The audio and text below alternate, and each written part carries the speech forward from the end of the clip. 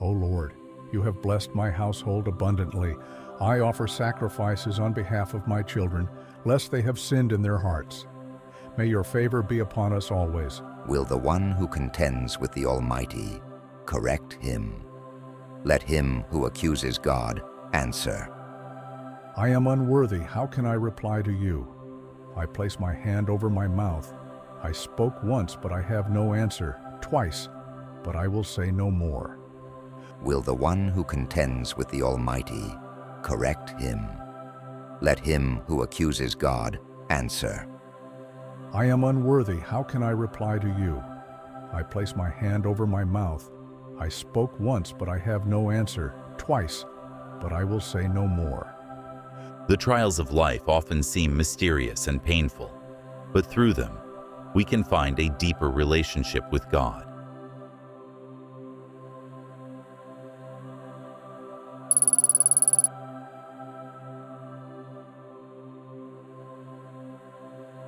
In the land of Uz, there lived a man named Job.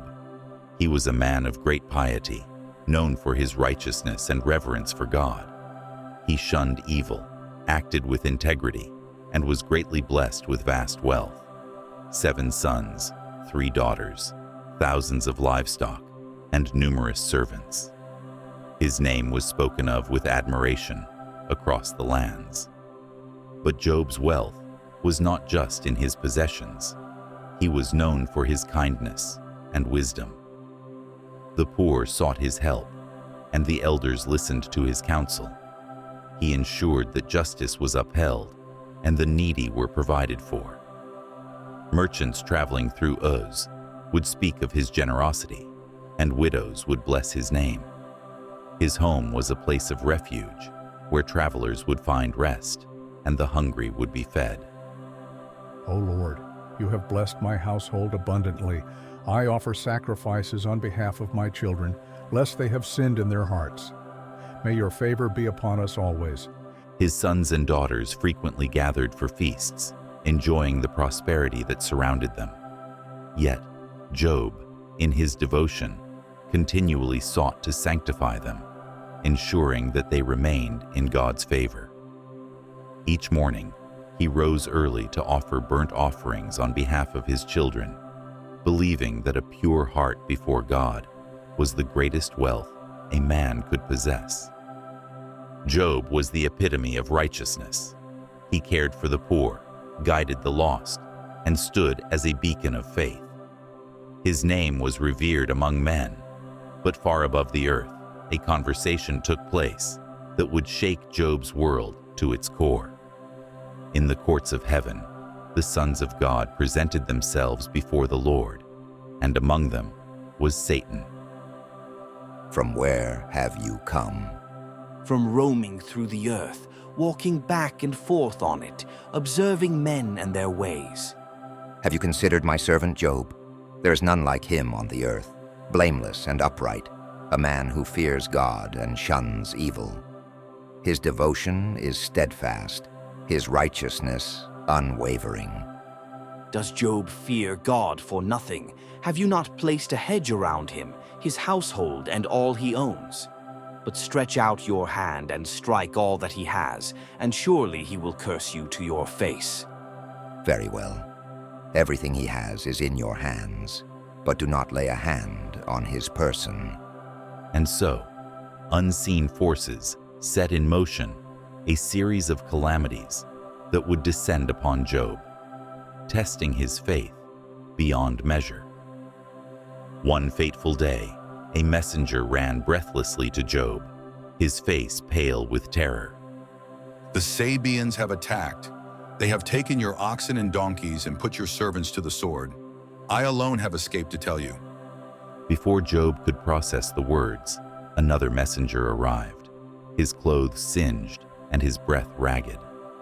Fire from heaven fell and burned up the sheep and the servants. I alone survived. And yet another came, his hands trembling as he spoke.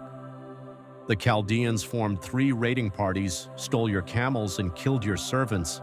Only I escaped.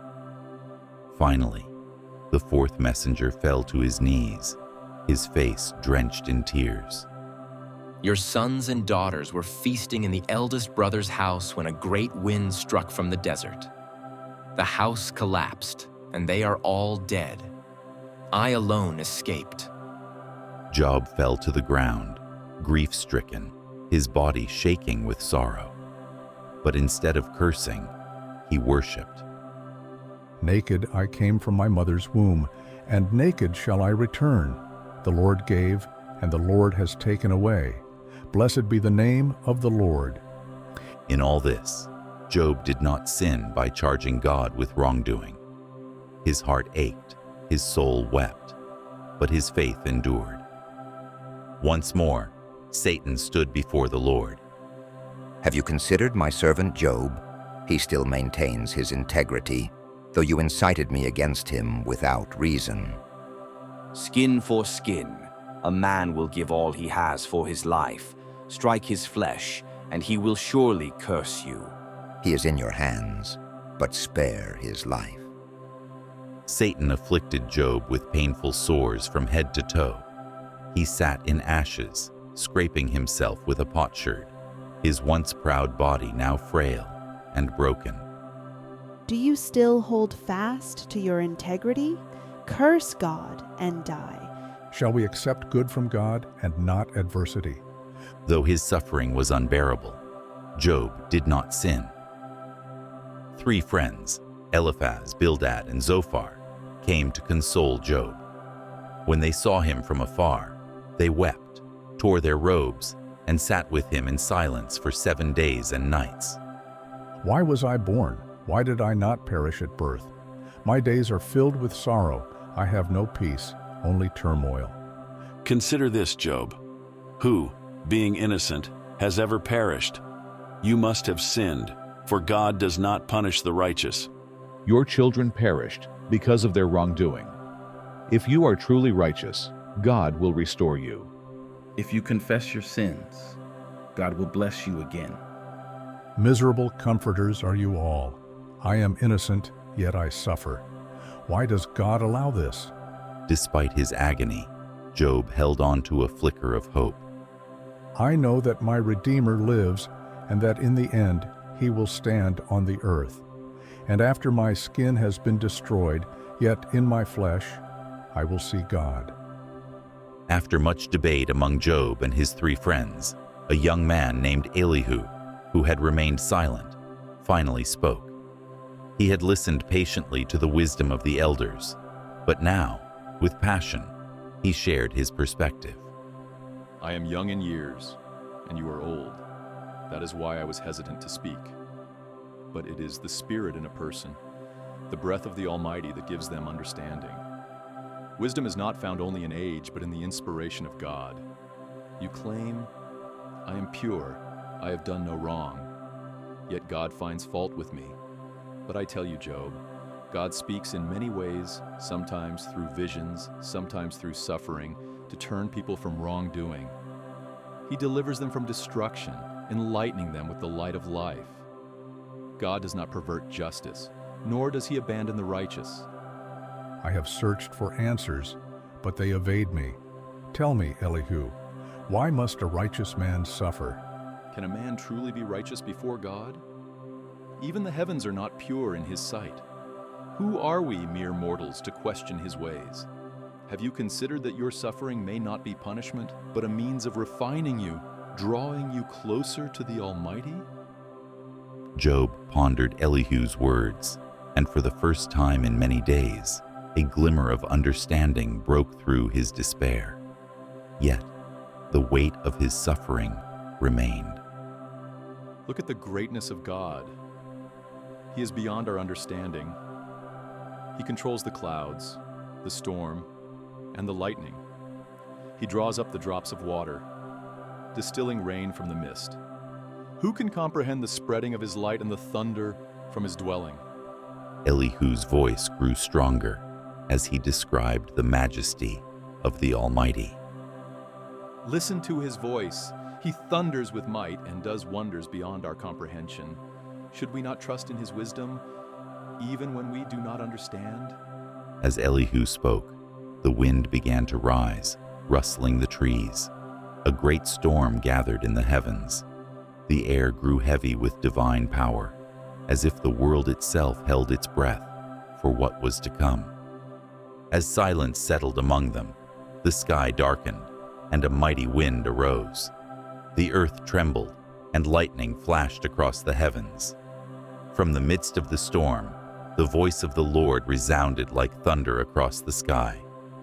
Who is this that darkens counsel with words without knowledge? Prepare yourself like a man. I will question you, and you shall answer me. Job fell to his knees, trembling as the Almighty spoke. Where were you when I laid the earth's foundation? Tell me, if you understand. Who marked off its dimensions? Who stretched a measuring line across it? On what were its foundations set? Or who laid its cornerstone while the morning stars sang and all the angels shouted for joy?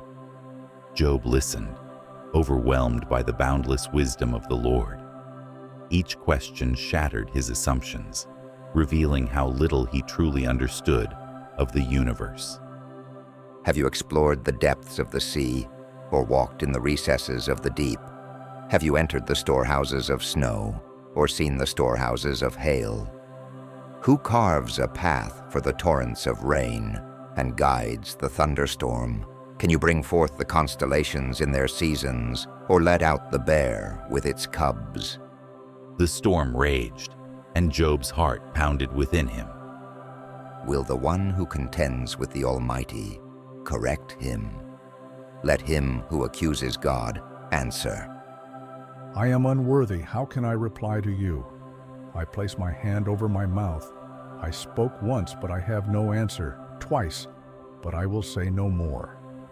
The Lord continued speaking from the storm, his voice both powerful and majestic. Do you have an arm like God's? Can your voice thunder like his? Look at Behemoth, which I made as I made you, and Leviathan, whom no one can tame.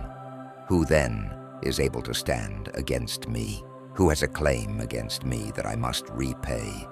I know that you can do all things. No purpose of yours can be thwarted. My ears had heard of you, but now my eyes have seen you. Therefore, I despise my words and repent in dust and ashes. The Lord turned to Eliphaz, Bildad, and Zophar. My wrath burns against you, for you have not spoken the truth about me as my servant Job has. Take 7 bulls and 7 rams, and go to my servant Job, and offer a burnt sacrifice. My servant Job will pray for you, and I will accept his prayer, and not deal with you according to your folly. The 3 friends obeyed, and Job prayed for them. The Lord accepted his prayer, and his friends were forgiven. After Job prayed for his friends, the Lord restored his fortunes and gave him twice as much as he had before. His brothers, sisters, and all who had known him came and ate with him in his house. They comforted and consoled him over all the trials he had endured, and each one gave him a piece of silver and a gold ring. The Lord blessed the latter part of Job's life more than the first.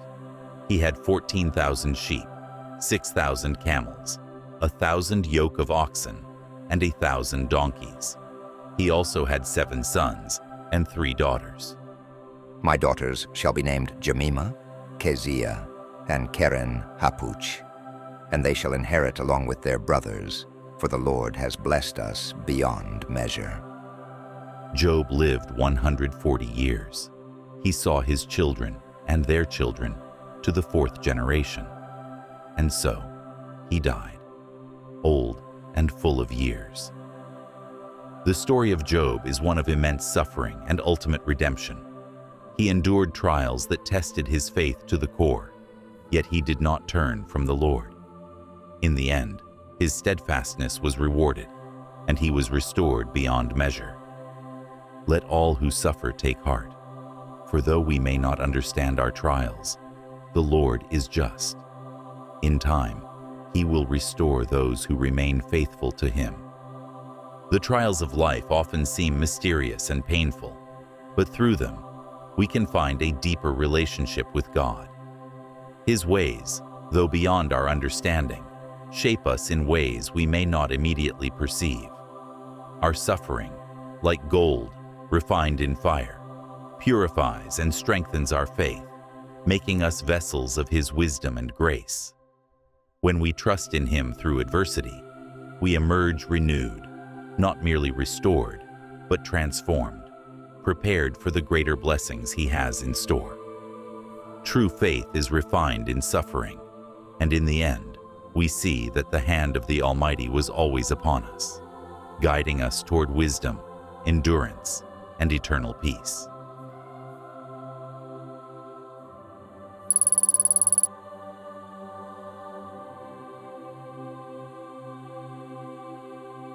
Thanks for watching. Please don't forget to like, share, and subscribe to Soulful Bible Stories for more amazing Bible stories.